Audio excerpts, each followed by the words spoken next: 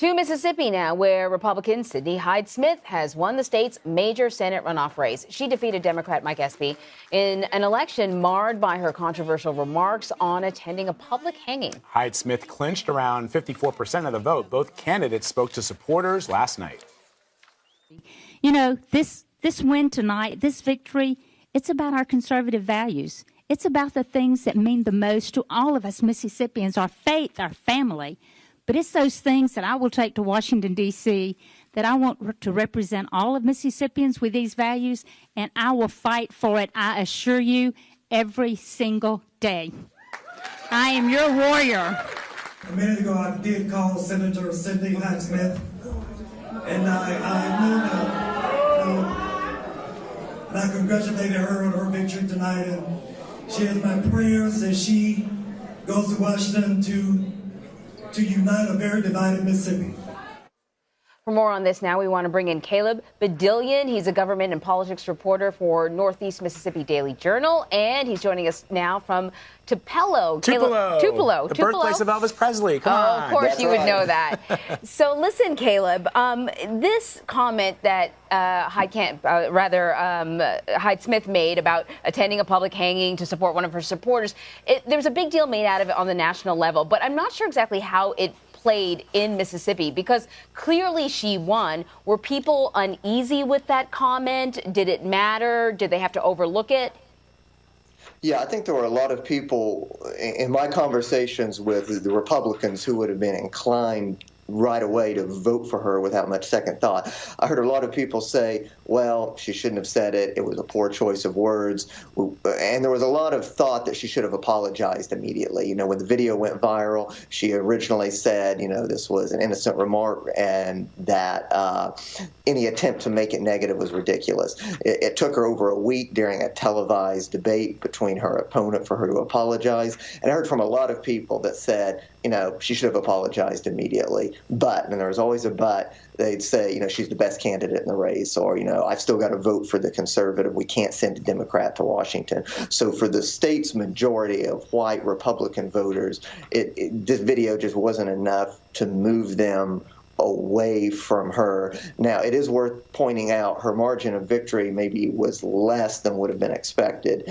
In November 6th, in the general elections, we had another Senate race on the ballot. That was Roger Wicker, an incumbent, and he won his race with about 58%. His Democrat opponent got about 40%. And Hyde-Smith's margins were lower last night against Espy. So, I mean, maybe there were some people that stayed home. Maybe it was just lower turnout in a runoff. So I think the video made an impact, probably a little bit, but just at the margins, just to reduce her margin of victory a little bit. You know, one of the things, Cale, that I found really interesting is there was a lot of focus on those comments that she made. There was a lot of focus on that photo of her wearing that Confederate soldier's cap. But I was more intrigued by that story that the Jackson Free Press brought to light a couple of days ago, that she had attended one of these so-called segregation academies when she was in high school.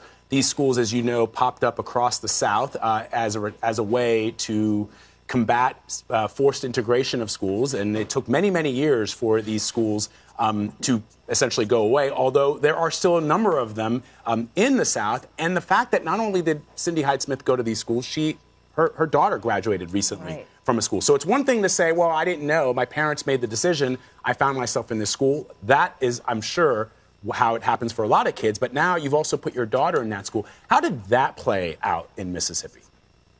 You know, to be honest, I don't think for most Republican voters, maybe even ones who would have been on the edge on whether they could support Hyde-Smith or not, I don't think that made much of an impact for them at all. These schools, successfully or not, they have made efforts to try and rehabilitate their image. Now, critics would say that those efforts are just self-serving and maybe not sincere, but, you know, they've tried to recast themselves in a lot of different ways. And I think, just speaking for what I think most Mississippians that are white saw in that article, that in terms of the claim that she sent her daughter to a segregationist academy, I think most of the electorate here in the state that's Republican probably saw that as an unfair claim. Whether it was fair or not is a different question, but I don't think most voters that cast a ballot for her were fazed by that article at all. So, Caleb, the president held 2 rallies in Mississippi to support her. But it struck me that, Mississippi consistently ranks near the bottom of so many sort of lists, whether it's education, health care, employment. I'm wondering whether or not, clearly he had a lot of support in Mississippi, but I'm wondering whether or not voters there are starting to consider if President Trump and his administration is actually improving their life. That's an interesting question. We saw both our Democrats in this election cycle in Mississippi that were running for Senate. We had an unusual situation where we were electing both of our U.S. senators at once. And both of them talked a lot about President Trump's trade policies, particularly policies that have resulted in Mississippi soybean farmers either not being able to sell their beans or having to sell them at a loss. I think they saw that as an opportunity to try and connect with rural conservative voters on an economic, on a pocketbook issue. And frankly, I don't think it worked. I've spoken myself from my reporting with a lot of conservative rural farmers, and they're still sticking with the president. They're telling me, I had one farmer tell me, yeah, it's hurting me right now, but the president says this is going to help us in the long term, and I still stand by him. So in terms of whether conservative Mississippians are starting to get fed up with the president, I don't see it happening yet. Yeah.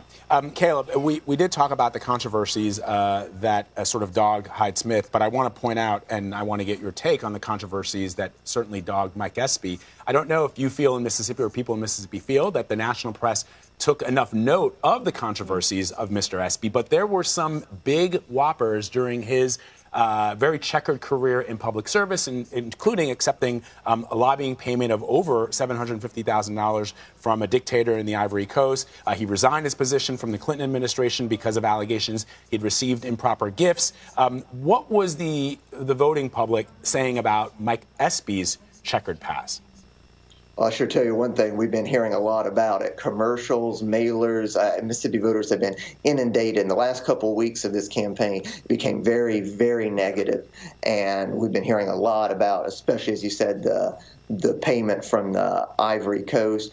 Mr. Espy, I think he struggled to come up with a short, succinct answer to that charge, and I think that probably hurt him a little bit with voters who were maybe kind of in the middle. In fact, I did hear a number of voters say, well, Espy or Hyde-Smith, she's not a great candidate, but Espy has a checkered past too. So I think that was the way they tried to justify, well, both candidates maybe aren't great, so there's no reason to abandon Hyde-Smith. I think that probably did play a role with some moderate Republican voters. It's basically, if you like the person and you're going to vote for them, anything that is controversial or not generally doesn't phase. If you're a Democrat or Republican, you're going to go with your guy. Yeah, but I also think, sure. If you're a Democrat in Mississippi, you better be absolutely perfect. Yeah. You can't have any stuff. flaws. Yeah. Exactly. Caleb Bedillion, thank you so much as always, man. Appreciate it. Thank you. Glad to be here this morning.